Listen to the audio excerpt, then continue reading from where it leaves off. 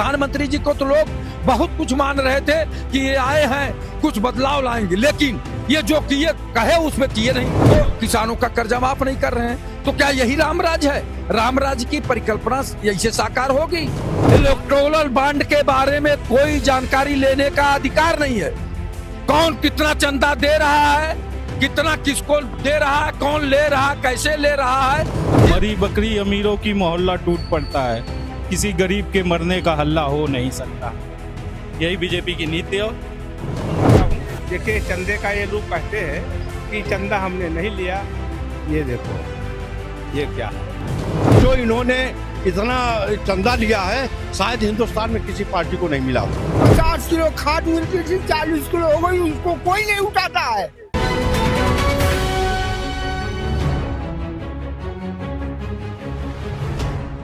नमस्कार, मैं हूं सैयद मोहम्मद हसन और आप देख रहे हैं Awadh express Bharat. Electoral bond का डाटा जो है सार्वजनिक हो चुका है, उसमें बहुत सारे खुलासे हुए हैं। यहाँ पर इस वक्त हम मौजूद हैं उत्तर प्रदेश की राजधानी लखनऊ में। यहाँ के लोगों से हम जानेंगे कि इलेक्टोरल बॉन्ड को लेकर उनकी क्या राय है। आपका नाम क्या है? लालजीत यादव। जी लालजीत जी, इलेक्टोरल बॉन्ड का डाटा जो है वो सार्वजनिक हो चुका है, उसमें बहुत सारे बड़े बड़े खुलासे किए गए हैं, उसको आप किस तरह से देखते हैं? आदरणीय प्रधानमंत्री जी को हम लोग बहुत ईमानदार और बहुत ही शुचिता और पारदर्शिता वाला मानते थे और पूर्ण बहुमत नहीं प्रचंड बहुमत की सरकार बनवाए। आदरणीय प्रधानमंत्री जी जो इलेक्टोरल बॉन्ड का कानून बनाए, उसमें एक कानून वो बना दिए कि ये इलेक्टोरल बॉन्ड के बारे में जनता को जानने का कोई अधिकार नहीं कि कौन कितना चंदा दिया, किसने दिया, कितना दिया, क्यों दिया, उसके बदले हमने उसको क्या दिया, इसको जानने का हक ही खत्म कर दिए। और इसी के साथ उन्होंने कंपनी एक्ट कानून में संशोधन किया और इनकम टैक्स कानून में भी संशोधन किया। तो इस तरह से बोगस कंपनियां बना के लाखों हजार करोड़ चंदा लिया गया और वो चंदा कैसे आया इसकी जानकारी दे नहीं रहे थे। भला हो उस कुछ महान पुरुषों को जिन्होंने सुप्रीम कोर्ट में मुकदमा किया। सुप्रीम कोर्ट के जज ने कहा कि नहीं, ये जनता को जानने का अधिकार है, आपको बताना ही होगा। उन्होंने हाल ही में फैसला दिया था और उसी के अनुपालन में जो है या सीबीआई ने वो दिया है चुनाव आयोग को। चुनाव आयोग ने शायद वेबसाइट पे डाला हो। तो सबसे बड़ी बात है, रिजर्व बैंक ने मना कर दिया था कि इसमें घोटाला की बू आती है, अगर ये आप इस तरह से लेंगे इलेक्टोरल बॉन्ड तो इसमें घोटाला हो सकता है। ये सब मना किए थे, रिजर्व बैंक मना किया, एक बार चुनाव आयोग ने भी मना किया था। जितनी पॉलिटिकल पार्टीज ने सबकी इसमें सहमति थी, तभी तो बिल पास हुआ होगा। सहमति नहीं थी, पूर्ण बहुमत की सरकार है, आप विपक्ष में है, नाराज रहेंगे, वॉकआउट कर जाएंगे, बहुत करेंगे, चिल्लाएंगे, बस इतने तो होगा। आपकी बात सुनी कहाँ गई? और दूसरी बात, जो देश के प्रधानमंत्री 145 करोड़ जनता की बात करते हैं, पाई पाई का हिसाब कहते हैं कि देंगे और जनता से ऑनलाइन करते हैं कि आप ऑनलाइन पैसा दीजिए लीजिए। आप ये बताइए, अपना पैसा क्यों नहीं ऑनलाइन लिए? चुनावी बॉन्ड क्यों खरीद पाए? उसमें भी बताते हैं कि 94% जो है 1-1 करोड़ के चंदे हैं। आप ये बताइए, तो ये चंदा किसने दिया, उसके एवज में उसको आपने क्या दिया? आप अडानी अंबानी का 14,000 करोड़ रुपया माफ कर देते हैं, किसानों का कर्जा क्यों नहीं माफ करते? तो किसानों का कर्जा माफ नहीं कर रहे हैं, तो क्या यही रामराज है? रामराज की परिकल्पना ऐसे साकार होगी? आप एक तरफ कहते हैं जनता को कि ईमानदार रहिए, भ्रष्टाचार मुक्त भारत, भ्रष्टाचार मुक्त उत्तर प्रदेश, अपराध मुक्त उत्तर प्रदेश और अपराध मुक्त भारत, तो ये कैसे होगा?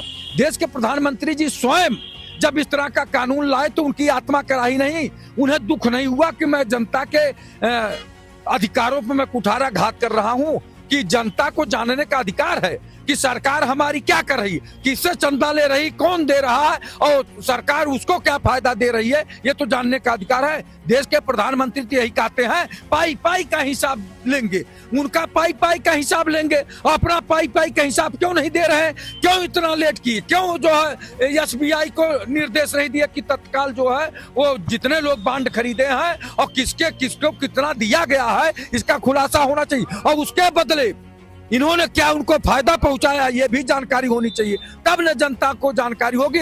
और इससे आदरणीय प्रधानमंत्री जी की साख गिरी है, सुचिता गिरी है, गिरावट आया, जनता के अंदर से विश्वास कम हुआ। नहीं तो प्रधानमंत्री जी को तो लोग बहुत कुछ मान रहे थे कि ये आए हैं कुछ बदलाव लाएंगे, लेकिन ये जो किए कहे उसमें किए नहीं। इन्होंने कहा 2 करोड़ लोगों को प्रतिवर्ष रोजगार देंगे, देश से भ्रष्टाचार समाप्त करेंगे, देश से महंगाई समाप्त करेंगे, विदेशों में जमा काला धन ला के देश में खुशहाली लाएंगे। उस पर ये कदम नहीं चले। और 2-4 करोड़ भर्ती कर दिए होते, 20 करोड़ नहीं भर्ती किए तो 2-4 करोड़ कर दिए होते, वो भी नहीं किए। कहते हैं कि सबको समान देंगे, कहते हैं सबका साथ, सबका विकास, सबका विश्वास। आप ये बताइए, नेताओं को 2-2 पेंशन मिलती है, यहाँ ये एमएलए है उसका भी, और राज्यसभा पहुंच गए उसका भी, ये एमपी हो गए उसका भी पेंशन मिलती है, और कर्मचारियों का पेंशन नहीं। तो कैसे ये सबको साथ, सबका विकास, सबका विश्वास ले रहे हैं? कैसे ले रहे हैं? कुछ लोगों का विकास, अडानी अंबानी का विकास कर रहे हैं, और 98% जनता गरीबी बेबसी लाचारी में जी रही है। क्या यही है? लोग कहते हैं अरे अगली सरकारों में हुआ वो हुआ। क्या हुआ? अगली सरकारों को तो आप गुंडा राज कहते थे, माफिया राज कहते थे, बदमाशों की सरकार कहते थे, तो उनसे पिंड छुड़ाया गया, उनको हराया गया, आपको लाया गया। आप तो उनसे भी कलाकार निकली। आप ये बताइए, उनमें तो हम लोग जान लेते थे कि हाँ ये हो रहा है, आप तो जानने भी नहीं दिए। वो अधिकार भी छीन लिए कि आप पूछ नहीं सकते।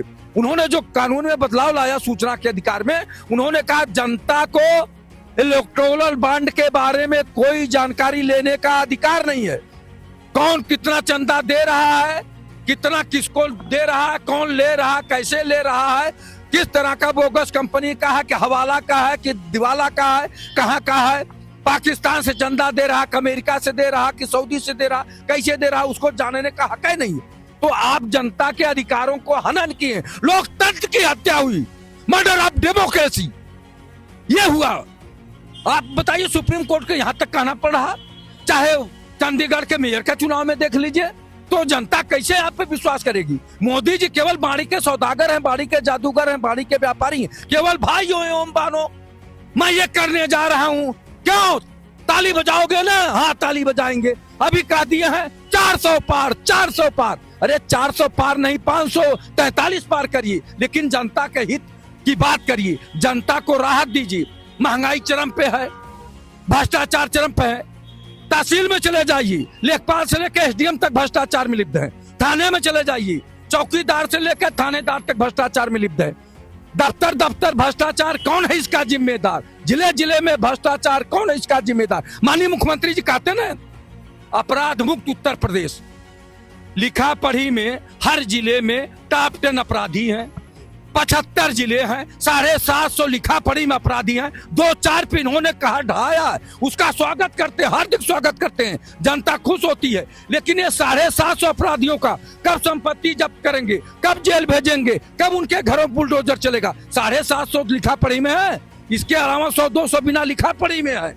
तो ये अपराध जगत है, और ये रामराज की परिकल्पना करते हैं। माननीय मुख्यमंत्री जी, 1 मिनट, माननीय मुख्यमंत्री जी रामराज की परिकल्पना करते हैं। मेरा नाम कमलेश कुमार पाल है, मैं राष्ट्रवादी पार्टी का राष्ट्रीय उपाध्यक्ष हूँ।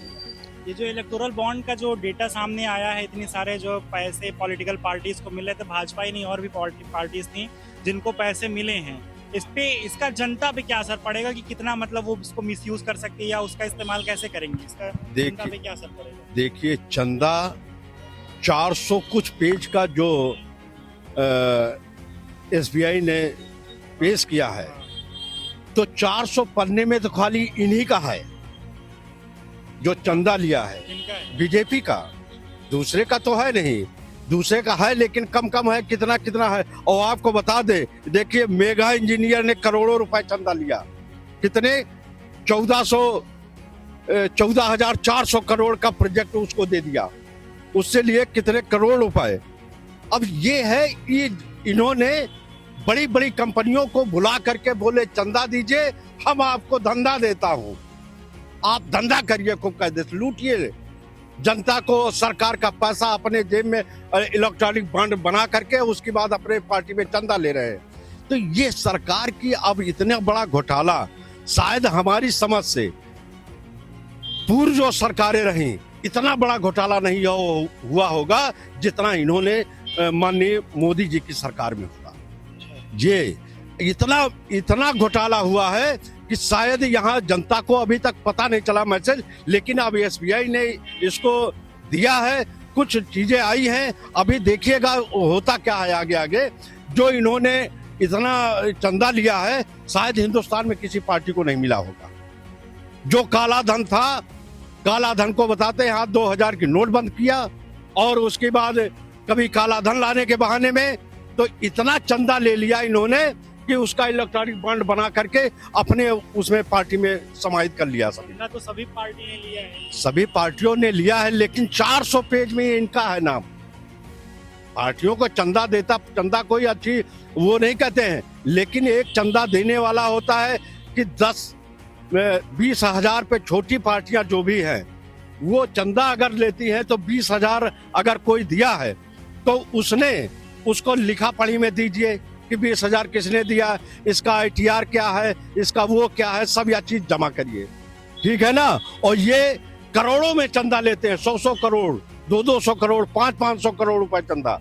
उसकी लिखा पढ़ी नहीं है कहीं, जनता को नहीं किस हिसाब से आपको चंदा दिया भाई? आपने 100 करोड़ रुपए इनको चंदा दे रहे हैं इस पार्टी को, किस बेस पे दे रहे हैं भाई? नीरज सिंह। क्या कहना है इलेक्टोरल बॉन्ड के खुलासे पे? कहना सीधे आशय यही है, आपको एक शेर माध्यम से बता दे रहा हूँ, मरी बकरी अमीरों की मोहल्ला टूट पड़ता है, किसी गरीब के मरने का हल्ला हो नहीं सकता। यही बीजेपी की नीति है।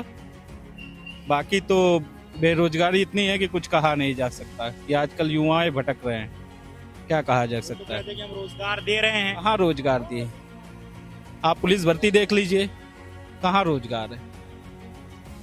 ये रोजगार है, रोजगार का रास्ता दिखाते हैं फिर रास्ता बंद कर देते हैं। ये खुद सरकार रास्ता बंद करती है, रास्ता खोलती भी है। अभी मोदी की सरकार, मोदी जहां से चुनाव लड़ते हैं, बनारस में मोनिका पाल की हत्या होती है, जो टीचर वो खुद ट्यूशन पढ़ाता है, उसके बाद उसने बलात्कार करके और उसके बाद उसको मार करके और ट्रेन में बोरे में भर करके लाद देता है और बनारस से चलती है ट्रेन, लखनऊ आती है, लखनऊ से फिर बनारस जाती है। अब उस पे वो मिलती है बॉडी। अब ये सोच लीजिए इतना बड़ा है, उसके लिए कोई सहायता नहीं, कोई अच्छी नहीं देख कि ये भ्रष्टाचार मुक्त है, आतंकवाद खत्म है, ये है। इस पे सब यह चीज इनकी सरकार जो खाली कहने के लिए है, कलम में अपने मुंह से जो भी कहे, बाकी जमीन पे कोई काम नहीं। आज लखनऊ में हमको बता दे कोई एक नया काम, आज एक कोई लखनऊ में नया काम कोई किया हो, हमको आज बता दे, हम लखनऊ के निवासी हैं। मेट्रो पास हो गई लखनऊ में और अरे ये खाली मेट्रो पास, मेट्रो कब बनी थी, किसने बनवाया, ये सभी लोग जानते हैं। अब खाली चुनाव आया, पास कर दिए। कौन सा कोई नया काम अगर आज तक बता दे हमको कोई किया हो? हाँ, क्या नाम है था? हाँ? क्या नाम है?